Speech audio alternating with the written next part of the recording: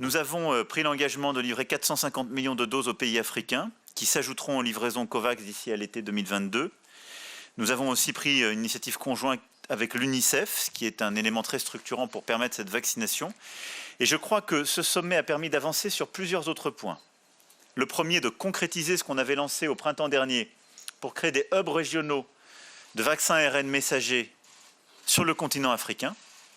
Ensuite, on a mis en place une initiative avec en particulier la BEI et l'Allemagne pour définir un paquet d'investissements qui pourra atteindre 550 millions d'euros destinés à la banque Afreximbank, qui permettra justement au cadre d'achat de vaccins africains d'intervenir en pleine souveraineté.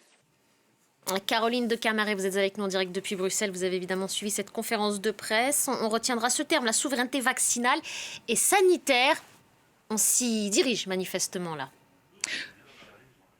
Oui, tout à fait. Alors, c'est-à-dire que Emmanuel Macron déjà a réussi à figurer sur la photo de fin. Il n'était pas obligé d'être invité en tant que présidence française du Conseil de l'Union européenne. Il n'a pas vraiment de rôle officiel, mais il était content d'être le meilleur ami des Africains et de pouvoir avoir délivré un certain nombre de bonnes nouvelles sur le plan vaccinal. C'est vrai que l'Union européenne est le continent le plus généreux, avec 450 millions de doses qui seront données d'ici fin juin aux Africains. Mais au-delà, les Africains demandaient précisément la libéralisation des brevets des grands laboratoires pharmaceutiques qui sont essentiellement européens. Et là, les Européens ne pouvaient pas répondre. Alors, ils ont créé ces fameux 6 hubs où on va fabriquer des vaccins pour vacciner l'Afrique en Afrique.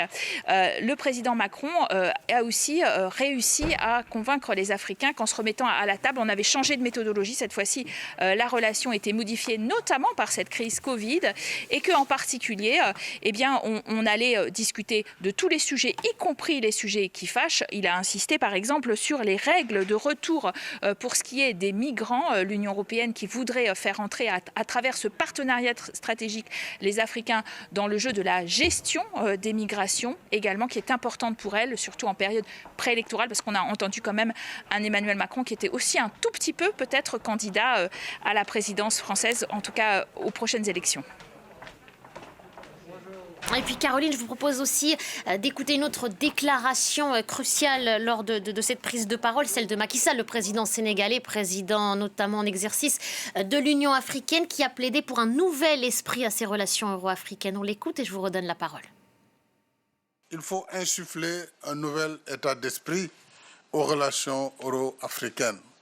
C'est ce que j'ai appelé hier un nouveau logiciel relationnel, fondé sur une véritable vision de partenariat et non simplement une relation d'aide pour une croissance et une prospérité partagée. L'Europe et l'Afrique ont chacune des ressources indispensables à l'autre. Il est de notre intérêt commun d'associer nos moyens et d'en tirer les avantages sur une base mutuellement bénéfique, encore une fois. Ainsi, notre partenariat sera un véritable rendez-vous du donner et du recevoir. Un nouvel objectif donc, ce partenariat du donner et du recevoir. Oui, c'est à la fois un objectif, effectivement, donner et recevoir, c'est-à-dire ne pas recevoir que de la Chine et de la Russie, parce que l'Afrique est véritablement maintenant la cible, notamment pour ce qui est de l'implantation commerciale, de cette Chine qui a multiplié ces 10 dernières années par 20, finalement, ses exportations en direction de l'Afrique, la Russie par 9 et la France à peine par 2. Et donc, les anciennes puissances coloniales, et l'Union européenne à 27 s'est détournée de ce continent un peu trop longtemps et maintenant on regarde à nouveau dans cette direction. Il y a aussi la question évidemment qui a été soulevée tout au long de la suspension de l'opération française au Mali et de l'opération européenne Takuba qui inquiète beaucoup parce qu'il y a aussi eu beaucoup d'investissements, d'abord français et puis enfin à partir de 2020 européens en direction de ce continent stratégique pour la lutte contre le terrorisme. Et effectivement aujourd'hui avec des réactions maliennes très fortes sur un retrait rapide des forces françaises, beaucoup d'inquiétudes. J'étais plutôt avec le Premier ministre belge qui me disait qu'il était important de continuer à nouer le dialogue avec la junte malienne, même si on ne la légitimait pas pour autant, et même si elle s'était mal comportée vis-à-vis de la force Takuba et des Danois en particulier qui n'avaient pas été les bienvenus sur le sol du Mali. Il n'empêche, tout cela va devoir se dénouer, mais c'est vrai qu'Emmanuel Macron a pris soin quand même de s'entourer d'un certain nombre de partenaires africains qui veulent l'aider à rester à la fois en Afrique aussi sur ce domaine sécuritaire, mais en étant peut-être partenaire d'une armée africaine de façon plus convaincante et un peu moins à la manœuvre en première ligne. Caroline de Camaret en direct depuis Bruxelles. Merci à vous pour cette analyse.